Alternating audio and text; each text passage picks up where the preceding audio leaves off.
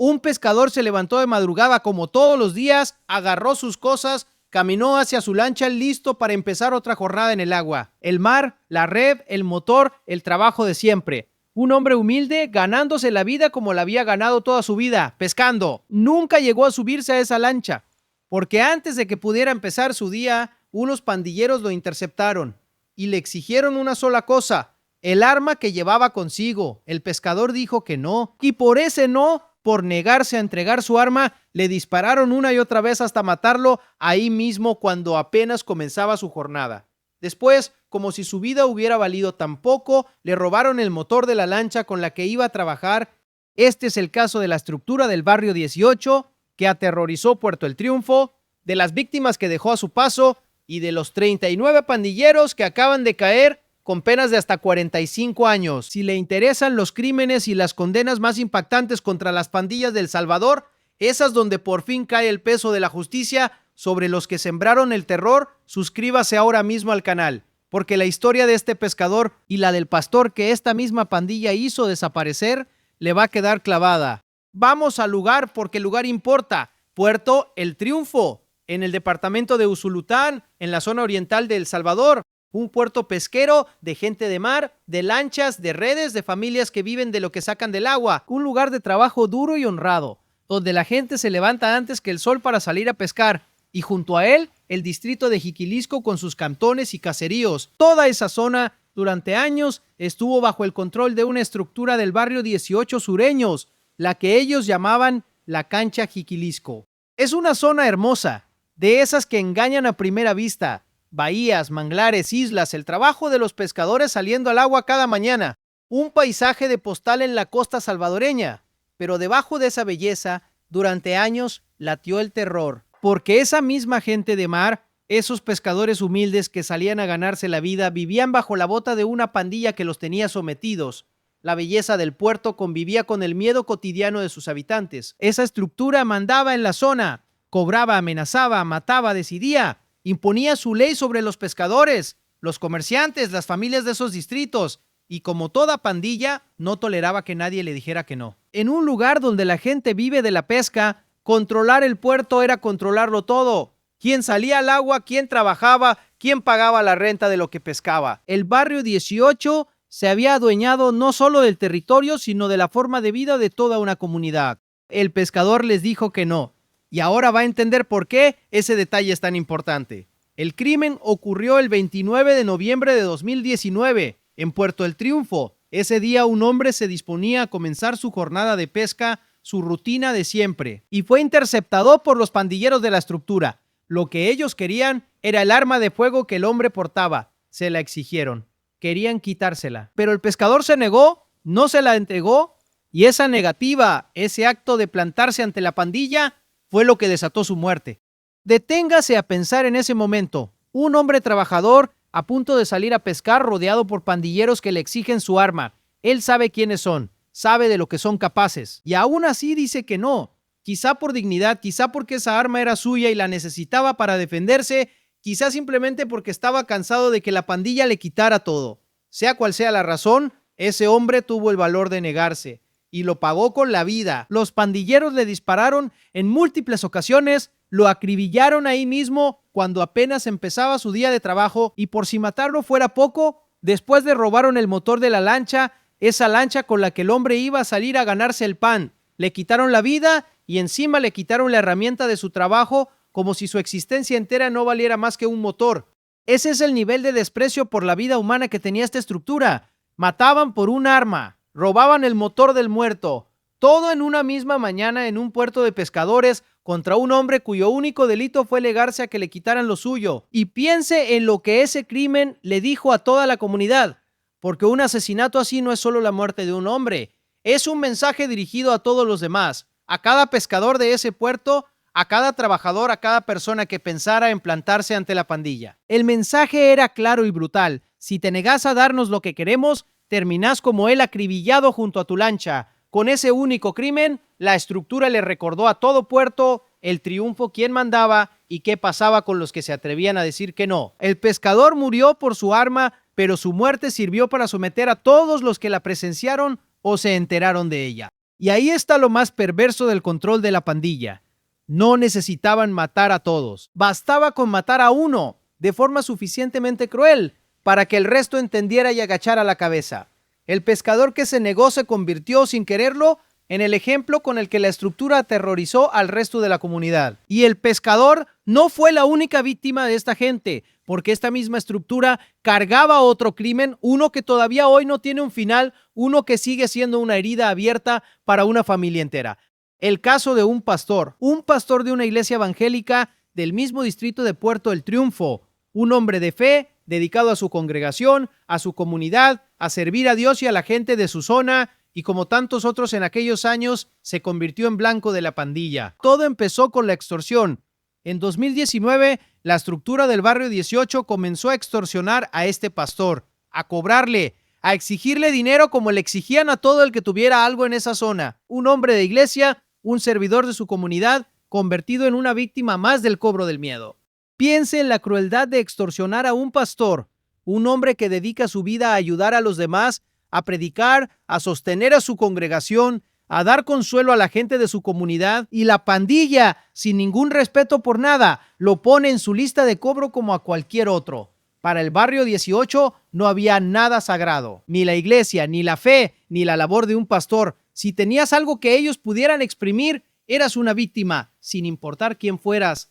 Pero el caso del pastor no terminó en extorsión, fue mucho peor. En 2020 la pandilla lo privó de libertad, se lo llevaron, lo desaparecieron y desde entonces hasta el día de hoy su paradero permanece desconocido. Nadie sabe qué pasó con él, nadie sabe dónde está. Su familia lleva años sin respuesta, sin un cuerpo, sin una tumba, sin la más mínima certeza de qué le hicieron a ese hombre. Deténgase a pensar en lo que eso significa, porque la desaparición es quizá la más cruel de todas las formas del terror. Cuando matan a alguien y dejan el cuerpo, al menos la familia puede llorarlo, enterrarlo, despedirse. Pero cuando desaparecen a una persona, cuando la esconden y niegan hasta el derecho de saber qué pasó, dejan a la familia atrapada en un limbo sin fin, sin poder cerrar el duelo, sin poder dejar de esperar, preguntándose cada día durante años qué habrá sido de su ser querido. Imagine a la familia de ese pastor, a su esposa, a sus hijos, a su congregación, años preguntándose dónde está, años entre la esperanza imposible de que aparezca vivo y el dolor de temer lo peor, sin un lugar a donde ir a llorarlo, sin una fecha para el duelo, solo la ausencia, esa ausencia que no se cierra, que no se cura, que se queda abierta día tras día. Eso es lo que la pandilla le hizo no solo al pastor, sino a toda la gente que lo amaba. Eso es lo que esta estructura le hizo a la familia del pastor. Lo extorsionaron, lo secuestraron y lo borraron del mundo, dejando a los suyos en esa espera eterna que no termina nunca. Y hasta hoy, ese pastor sigue desaparecido.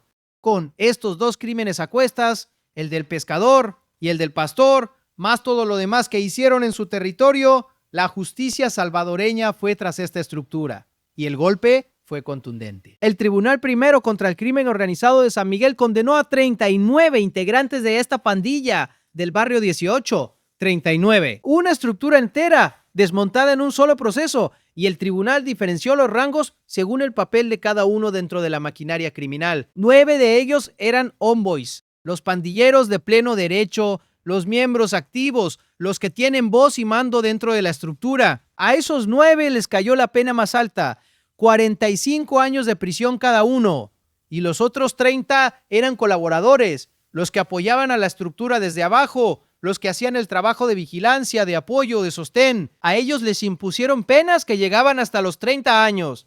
Y quiero que entienda esa diferencia de rangos porque explica cómo funcionaba esta maquinaria. Los homeboys eran el corazón de la estructura, los pandilleros hechos y derechos, los que habían pasado por el rito de iniciación, los que tenían el poder de decidir, de dar órdenes, de matar, son los que llevan el peso de los crímenes más graves y por eso se llevaron los 45 años. Entre ellos, según la información judicial, hombres identificados como José Eduardo López Lara, Carlos Guillermo Martínez Franco, Josué Dionisio Chávez Hernández, José David González Hernández y Leonel Antonio Lozano Gómez. Los 30 colaboradores eran la base que sostenía todo lo demás, los que vigilaban, los que avisaban, los que guardaban, los que apoyaban en lo que hiciera falta. Sin ellos, la estructura no podría funcionar, porque son los ojos y las manos que le permiten a la pandilla controlar un territorio. La justicia no los trató como simples acompañantes, les impuso penas de hasta 30 años, reconociendo que sin esa red de apoyo, los Zombois no podrían haber sembrado el terror que sembraron. 39 hombres condenados, penas de entre 30 y 45 años, una cancha entera del barrio 18, la que tuvo aterrorizados los distritos de Jiquilisco y Puerto El Triunfo, sepultada bajo décadas de cárcel. Y quiero que entienda la dimensión del terror que esta gente impuso, porque va más allá del pescador y del pastor, porque una estructura así no solo mata, controla, asfixia, se mete en cada rincón de la vida de la gente. En esa zona, la pandilla cometió homicidios, sí, pero también extorsiones agravadas y privaciones de libertad. Cobraban renta a los que trabajaban, se llevaban a quien querían, decidían quién vivía tranquilo y quién no. Y en un puerto de pescadores, de gente humilde que vive del día a día, ese control significaba que nadie estaba a salvo, ni el que salía a pescar, ni el que tenía un negocio, ni siquiera el pastor de la iglesia. Y el control de esta gente llegaba a extremos que cuesta imaginar, porque las investigaciones establecieron que estas estructuras del barrio 18 en Puerto El Triunfo y Jiquilisco hacían algo más que cobrar y matar. Impedían que los empleados del Estado entraran a repartir los recibos del agua potable y de la energía eléctrica.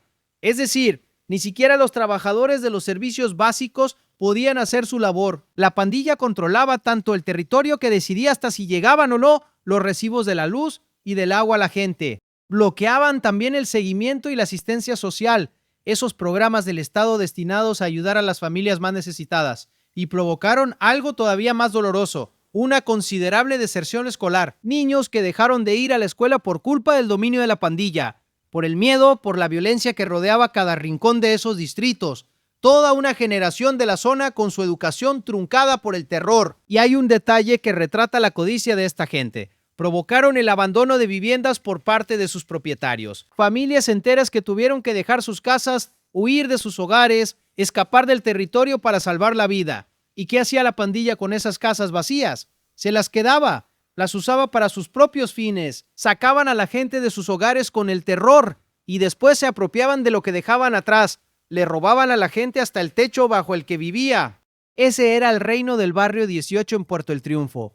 Un lugar donde negarse a entregar un arma te costaba la vida, donde ser pastor de una iglesia no te salvaba de ser extorsionado, secuestrado y desaparecido, donde los niños dejaban de estudiar, donde las familias abandonaban sus casas y donde ni siquiera los recibos del agua podían llegar sin el permiso de la pandilla. Ahora, como siempre en este canal, toca poner las cosas en su sitio con la honestidad que usted merece. Todo lo que le he contado está probado en sentencia. No es rumor ni especulación. La Fiscalía General de la República presentó las pruebas, el tribunal las valoró y declaró culpables a estos 39 hombres. El asesinato del pescador, la extorsión y desaparición del pastor, los demás crímenes de la estructura, todo eso quedó establecido en el juicio. Estos hombres ya no son señalados ni presuntos, son condenados, con sentencia firme. Hay una sola cosa que sigue sin resolverse, y es honesto decirlo, el paradero del pastor. La justicia condenó a los responsables de su desaparición, pero su cuerpo, hasta hoy, no ha aparecido. Ese hombre sigue desaparecido y su familia sigue esperando. La condena es justicia, pero no es todavía el cierre completo que esa familia merece. Y quiero que se detenga a pensar en lo que este caso representa, porque va más allá de 2 víctimas y 39 condenas. Fíjese en las fechas. El pescador murió en 2019. El pastor desapareció en 2020 y las condenas llegaron en 2026. Años de por medio. Años en los que estas familias vivieron sin justicia, en los que los responsables anduvieron por esa zona sintiéndose dueños de la vida y la muerte, convencidos de que esos crímenes habían quedado enterrados para siempre en un puerto olvidado del Oriente. No quedaron enterrados, porque El Salvador cambió. Cuando se instauró el régimen de excepción en 2022 y el Estado se lanzó a perseguir a las pandillas sin tregua, estas estructuras que parecían intocables empezaron a caer. Los expedientes que llevaban años dormidos se reactivaron. Los testigos que antes no podían hablar por miedo empezaron a poder declarar. Y crímenes como el del pescador y el del pastor, que durante años quedaron sin respuesta, por fin llegaron a un tribunal, porque en aquel Puerto del Triunfo de antes, ¿quién iba a declarar contra el barrio 18? ¿Quién iba a señalar a los que mataron al pescador, a los que se llevaron al pastor? Nadie. Hacerlo era firmar tu sentencia de muerte. El miedo sellaba las bocas y ese silencio protegía a los criminales. La estructura mataba, extorsionaba, desaparecía gente y seguía mandando segura de que nadie se atrevería a hablar. Ese tiempo se acabó y estas 39 condenas lo demuestran. La cancha del barrio 18 que tuvo bajo su bota a Jiquilisco y Puerto El Triunfo quedó desmontada. Sus homeboys sepultados bajo 45 años. Sus colaboradores presos. El terror que impusieron durante años, clausurado por sentencia. Y este caso no está solo. Es parte de algo mucho más grande que recorre todo El Salvador, porque en esa misma zona de Usulután, en Jiquilisco y Puerto El Triunfo, han caído otras estructuras del barrio 18 de la misma forma. Clicas enteras juzgadas, con decenas de pandilleros condenados por homicidios, extorsiones, desapariciones, toda la maquinaria de terror que durante años tuvo secuestrada esa región costera está siendo desarmada. Estructura por estructura, sentencia por sentencia. Fíjese en la magnitud de lo que se ha desmontado en esa sola zona. Otra clica del barrio 18 de esos mismos distritos, la que conocían como Tainis locos sureños, también cayó con sus cabecillas condenados a décadas de prisión por homicidios y otros crímenes. Y otra estructura más de Puerto El Triunfo y Jiquilisco fue procesada por una larga lista de delitos, incluido el asesinato de una mujer que fue privada de libertad. Una tras otra, las canchas del barrio 18 que se repartían en esa región costera han ido cayendo ante los tribunales. Piense en lo que eso significa para la gente de esa zona. Durante años, Puerto El Triunfo y Jiquilisco fueron sinónimo de terror, un lugar donde el barrio 18 mandaba sobre la vida y la muerte, donde un pescador podía morir por su arma y un pastor podía desaparecer para siempre. Y hoy, ese dominio se está derrumbando. Los homeboys que se creían dueños del puerto están presos, los colaboradores que sostenían la estructura condenados, el terror que parecía eterno clausurado sentencia tras sentencia, y cada una de esas condenas es un pedazo de justicia para las víctimas. Para el pescador que se negó a entregar su arma, para el pastor que sigue desaparecido, para la mujer asesinada, para las familias que abandonaron sus casas, para los niños que dejaron de estudiar, para todos los que en esa zona vivieron bajo el terror del barrio 18 sin poder decir nada. Déjeme cerrar volviendo a las dos víctimas de esta historia, porque son ellas las que de verdad importan. Un pescador que se levantó de madrugada para trabajar como cada día y que fue asesinado por negarse a que la pandilla le quitara su arma. Un hombre humilde de trabajo cuyo único acto de rebeldía fue decir que no y que lo pagó con la vida mientras apenas comenzaba su jornada. Y encima le robaron el motor de la lancha con la que iba a ganarse el pan. Y un pastor, un hombre de fe, dedicado a su comunidad que fue extorsionado, secuestrado y desaparecido, y cuyo paradero sigue sin conocerse. Un servidor de Dios y de su gente, borrado del mundo por la pandilla, dejando a su familia en una espera que ya lleva años sin respuesta. Las condenas de hasta 45 años no devuelven la vida al pescador, no traen de vuelta al pastor, no borran el dolor de esas familias, pero al menos hoy, en Puerto El Triunfo, los que hicieron todo esto no andan libres por el puerto buscando a la próxima víctima. Al menos hay 39 responsables tras las rejas.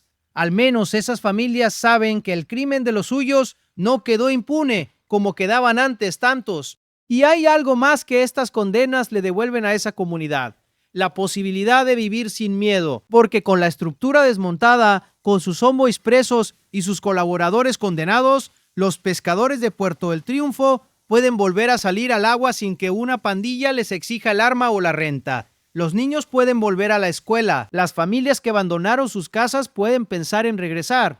La vida que el barrio 18 les robó durante años empieza poco a poco a ser posible de nuevo. Eso también es parte de lo que significan estas 45 años de condena. No solo castigo para los culpables, sino un respiro para toda una comunidad que vivió sometida. El pescador se negó a entregar su arma y lo mataron por eso. El pastor fue secuestrado y sigue desaparecido. Y la estructura que creyó que ese puerto sería suyo para siempre, que podía matar y desaparecer gente sin pagar jamás, hoy está sepultada bajo décadas de cárcel. Si quiere seguir cada caso, cada condena y cada golpe contra las pandillas que sembraron el terror en El Salvador, suscríbase al canal, active la campanita y déjeme abajo una sola cosa. Para una estructura que mató a un pescador por su arma y desapareció a un pastor para siempre, ¿le parecen suficientes 45 años? Escríbame sí o no.